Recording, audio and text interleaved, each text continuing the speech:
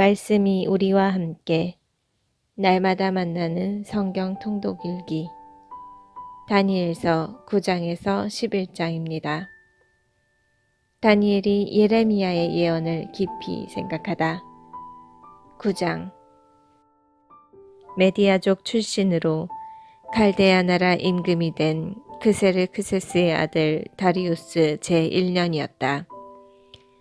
그의 통치 제1년에 나 다니엘은 성경을 펴놓고 예레미야 예언자에게 내린 주님의 말씀대로 예루살렘이 폐허가 된 채 채워야 하는 횟수를 곰곰이 생각하고 있었다.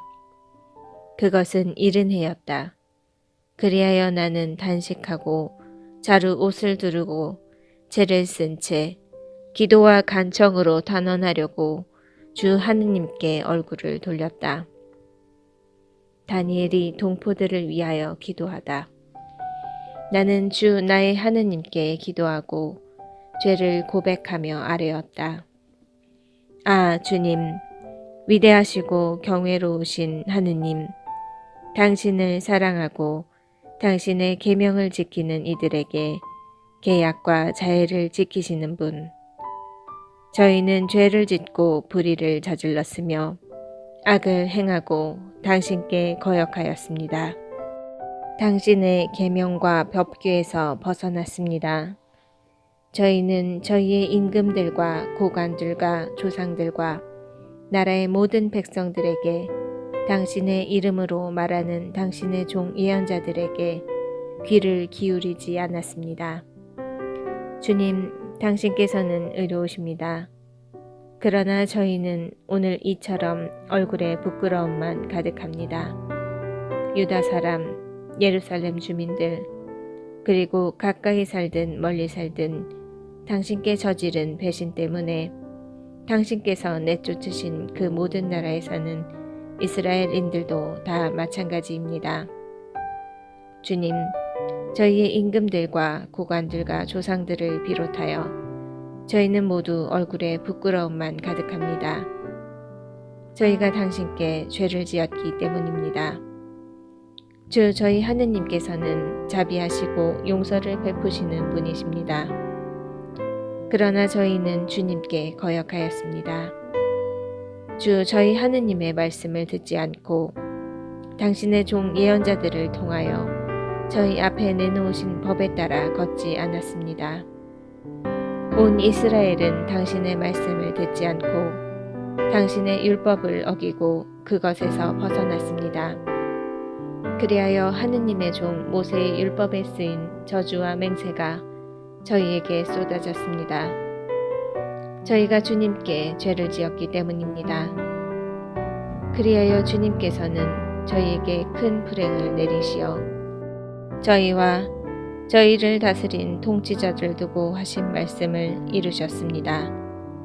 예루살렘에 일어난 것과 같이 그렇게 큰 불행은 온 천하 어디에서도 일어난 적이 없습니다. 모세의 율법에 쓰인 대로 이 모든 불행이 저희에게 닥쳤습니다. 그러나 저희는 저희의 죄악에서 돌아서지도 않고 당신의 성실하심을 깨닫지도 못하였습니다. 그러면서 주 저희 하느님께 호의를 간청하지 않았습니다. 주님께서는 그 불행을 간수하셨다가 저희에게 내리셨습니다. 정녕 주 저희 하느님께서는 하시는 일마다 의로우십니다. 그런데 저희는 주님의 말씀을 듣지 않았습니다. 이제 주 저희 하느님, 당신께서는 강한 손으로 당신의 백성을 이집트 땅에서 이끌어내시어 오늘날까지도 명성을 떨치셨습니다. 그러나 저희는 죄를 짓고 악을 저질렀습니다. 주님, 당신의 그 모든 의로운 업적을 보시어 당신의 도성 예루살렘에서 당신의 거룩한 산에서 당신의 분노와 진노를 거두어 주십시오. 저희의 죄와 저희 조상들의 죄악 때문에 예루살렘과 당신의 백성이 주위에 있는 모든 민족들에게 숫지가 되고 말았습니다. 그러니 이제 저희의 하느님, 당신 종의 기도와 간청을 들어주십시오. 주님, 당신 자신을 생각하시어 황폐한 당신의 성소에 당신 얼굴의 빛을 비추십시오. 저의 하느님, 귀를 기울여 들어주십시오. 눈을 뜨시어 저희의 폐허와 당신의 이름으로 불리는 도성을 보십시오. 저희가 당신 앞에 간청을 올리는 것은 저희의 어떤 의로운 업적이 아니라 당신의 크신 자비 때문입니다. 주님, 들어주십시오. 주님, 용서해 주십시오. 주님, 귀 여겨 들으시고 행동해 주십시오. 지체하지 마십시오. 저의 하느님, 당신 자신을 생각하시어 그리하여 주십시오. 당신의 도성과 당신의 백성이 당신의 이름으로 불리기 때문입니다. 가브리엘이 예언의 뜻을 설명하다. 내가 이렇게 말하면서 기도하고 나의 죄와 내 백성 이스라엘의 죄를 고백하며 내 하느님의 거룩한 산을 위하여 주 나의 하느님 앞에 간청을 올리고 있었다. 내가 이렇게 기도하며 아뢰고 있는데 지난번 환시에서 본 가브리엘이라는 이가 저녁 예물을 바칠 때에 빨리 날아서 나에게 다가왔다. 그렇게 와서 나에게 말하였다. 다니엘아, 내가 너를 깨닫게 해주려고 이렇게 나왔다. 네가 간청하기 시작할 때에 이미 말씀이 내렸는데 그것을 일러주려고 내가 왔다. 네가 총애를 받는 사람이기 때문이다.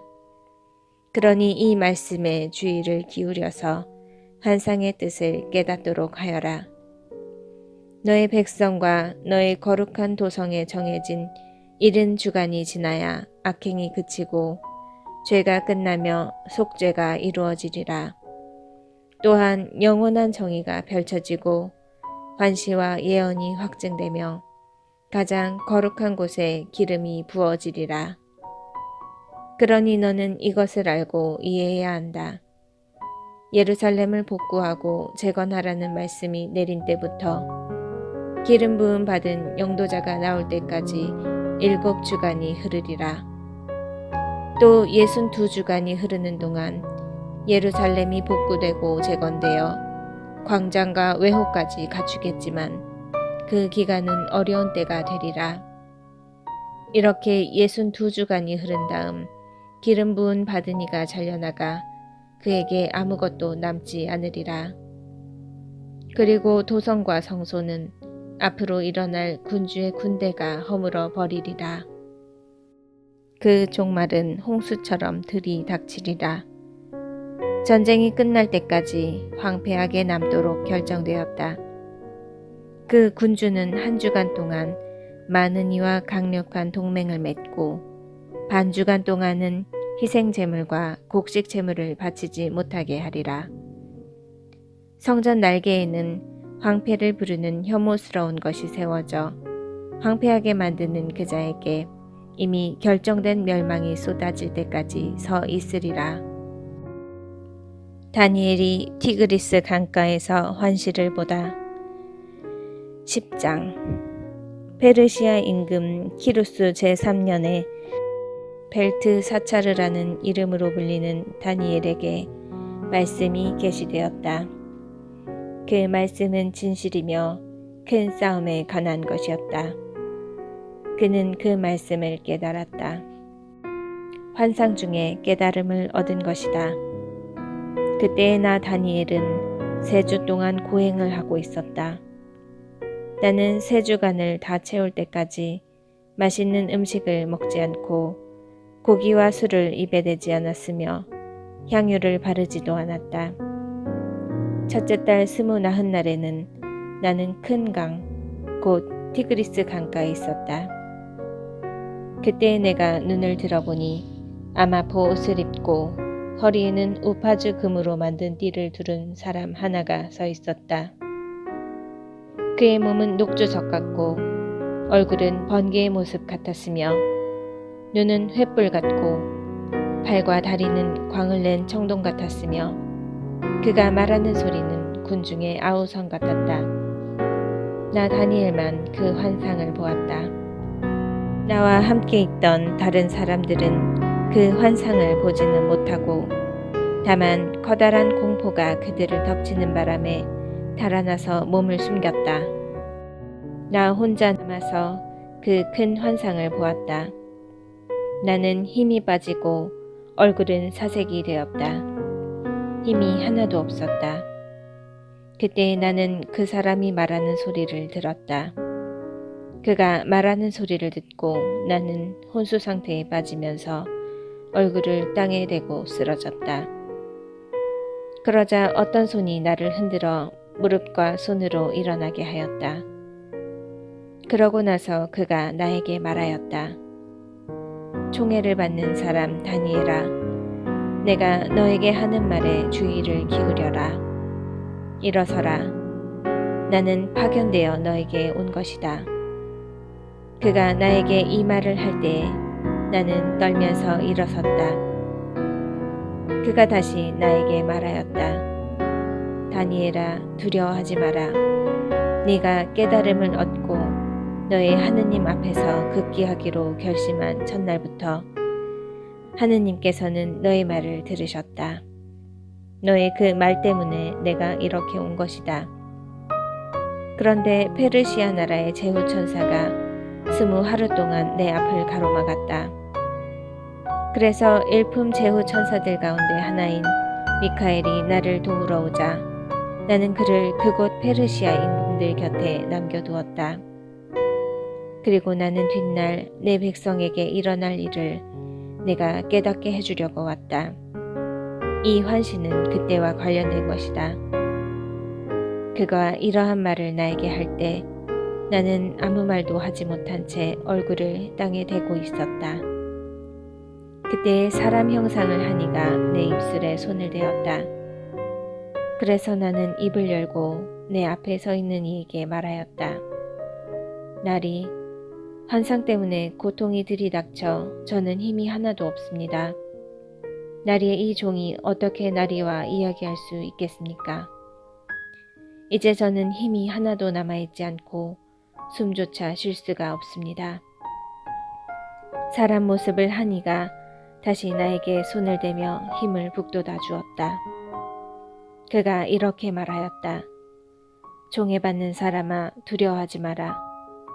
너에게 평화가 있기를. 힘을 내어라, 힘을 내어라. 그가 이러한 말을 할 때 나에게 힘이 솟았다. 그래서 내가 말하였다. 나리께서 저에게 힘을 주셨으니 이제 말씀하시기 바랍니다. 그러자 그가 말하였다. 너는 내가 왜 너에게 왔는지 아느냐? 나는 이제 돌아가서 페르시아의 제후 천사와 싸워야 한다. 내가 그 일을 마치면 그리스의 제후 천사가 올 것이다. 이제 나는 진리의 책이 적힌 것을 너에게 일러주려고 한다. 너희의 제후 천사 미카엘 말고는 나를 도와 그들을 대적할 리가 없다. 11장. 나는 이미 메디아 사람 다리우스 제1년에 미카엘에게 힘을 북돋아주고 그를 뒷받침해 주려고 나선 적이 있다. 천사가 이집트와 시리아에 관하여 설명하다. 이제 나는 너에게 진실을 일러주겠다. 페르시아에는 앞으로 새 임금이 더 일어날 것이다. 그리고 넷째가 나와 앞에 어느 임금보다도 큰 재물을 모을 터인데 그렇게 재물을 모아 강력해지면 그는 그리스 왕국을 주려고 온 나라를 일으켜 세울 것이다. 그러나 용맹한 임금이 일어나 막강한 통치력을 행사하며 제멋대로 행동할 것이다. 그렇지만 그가 일어서자마자 그의 나라는 부서져 천하 사방으로 나뉘는데 그의 자손들에게는 아무것도 돌아가지 않고 통치력도 그의 때와 같지 않을 것이다. 그의 나라가 뿌리째 뽑혀 그들이 아닌 다른 이들에게 넘어갈 것이기 때문이다. 남쪽 임금이 강력해지겠지만 그의 장수들 가운데 하나가 그보다 더 강력해져서 그의 영토보다 더 큰 영토를 통치할 것이다. 몇 해 뒤에 그들은 동맹을 맺고 협약을 비준하는 뜻으로 남쪽 임금의 딸이 북쪽 임금에게 시집갈 것이다. 그러나 그 여자는 세력을 유지하지 못하고 그 아들도 자리를 지키지 못할 것이다. 그리하여 그 여자와 또 그 여자를 그리로 데려간 자들, 그 여자의 자식과 지지자가 적의 손에 넘겨질 것이다. 그때 그 여자와 같은 뿌리에서 난 가지가 그 뒤를 이어 일어나 북쪽 임금의 군대를 공격하고 성체로 들어가 그들을 쳐 이길 것이다. 또한 그들의 신들과 주조 신상들, 은과 금으로 된 값진 기물들을 전리품으로 이집트에 가져가고 나서 몇 해 동안 북쪽 임금을 내버려 둘 것이다. 그 뒤에 북쪽 임금이 남쪽 임금의 나라로 쳐들어가기는 하겠지만 곧 자기 땅으로 되돌아갈 것이다. 그러나 북쪽 임금의 아들들이 전쟁을 벌이면서 수많은 군대를 모은 다음 그들 가운데 하나가 마침내 쳐들어가는데 물밀듯이 휩쓸고 지나가면서 남쪽 임금의 성체에 이르기까지 다시 싸움을 벌일 것이다. 남쪽 임금도 분노를 터뜨리며 나가서 북쪽 임금과 싸울 것이다. 그러면 북쪽 임금이 수많은 군사를 일으키겠지만 그 군사들은 남쪽 임금의 손에 넘어갈 것이다. 그 군사들이 제거되면 남쪽 임금은 마음이 우쭐해져 수만 명을 쓰러뜨리겠지만 우위를 차지하지는 못할 것이다. 북쪽 임금은 처음보다 더 많은 군사를 다시 일으켜 몇 해 뒤에 많은 물자와 함께 큰 군대를 거느리고 쳐들어갈 것이다. 그때 많은 사람이 남쪽 임금을 거슬러 일어날 것이다. 내 백성 가운데에서도 난폭한 자들이 환시를 실현시키겠다고 봉기하겠지만 실패할 것이다.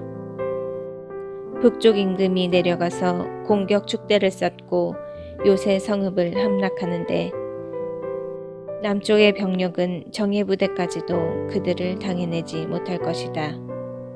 당해낼 힘이 없기 때문이다.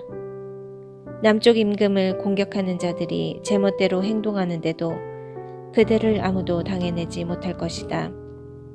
그렇게 하여 북쪽 임금이 영화로운 땅에 자리 잡으면 그의 손안에 들어가고 말 것이다. 그는 남쪽 임금의 온 나라를 자기의 세력 아래로 끌어들이겠다고 결심하고서는 그와 화친을 맺을 것이다.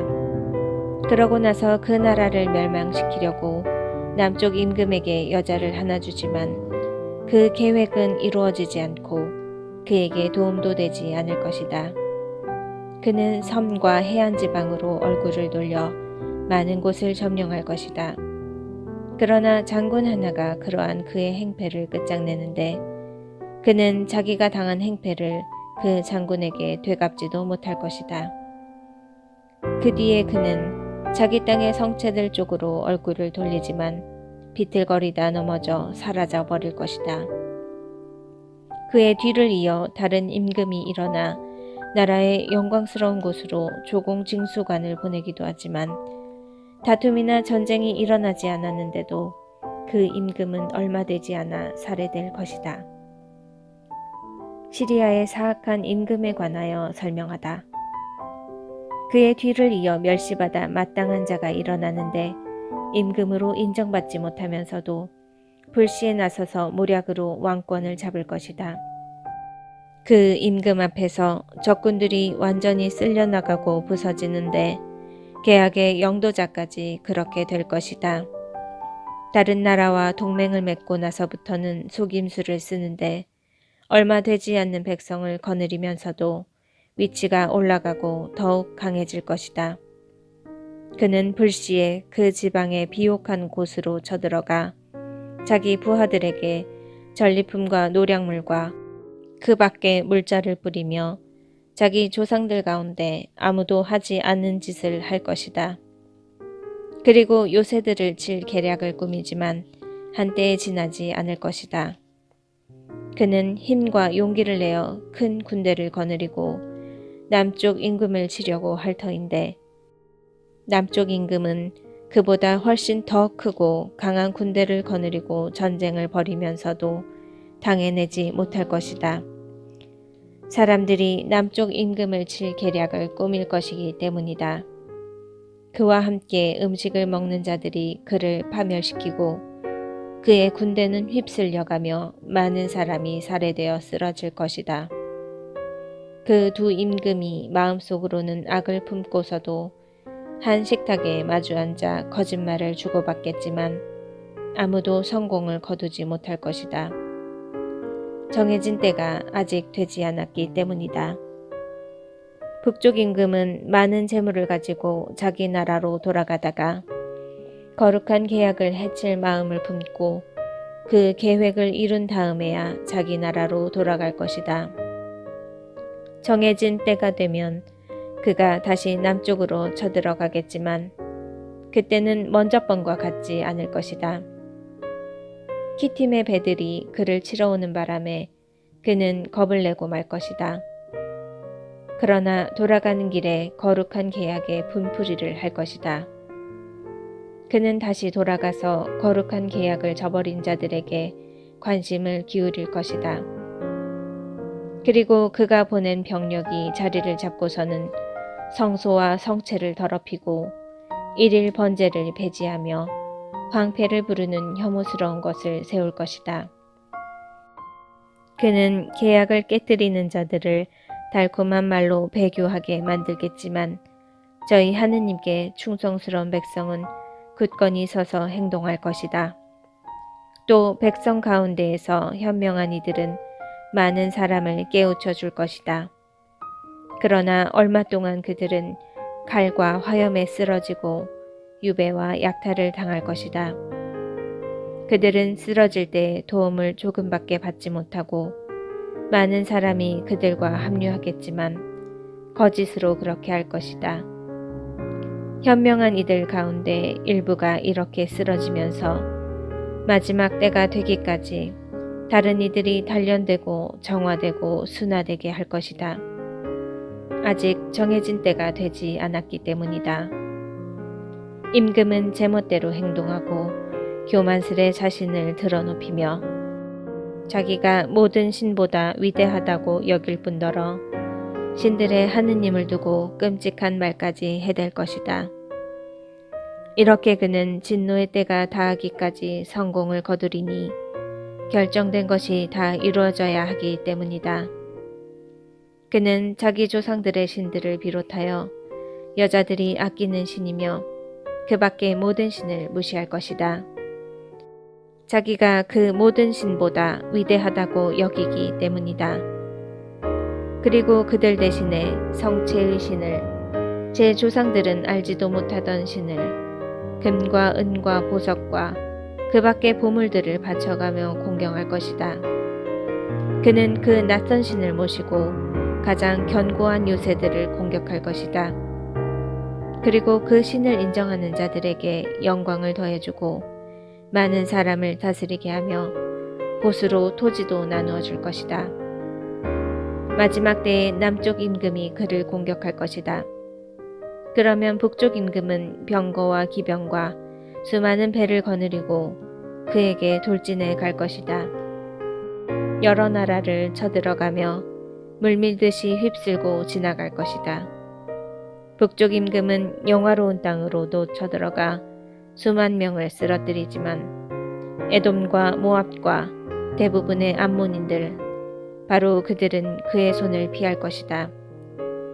그가 이렇게 여러 나라의 손을 뻗으면 이집트 땅도 난을 피하지 못할 것이다.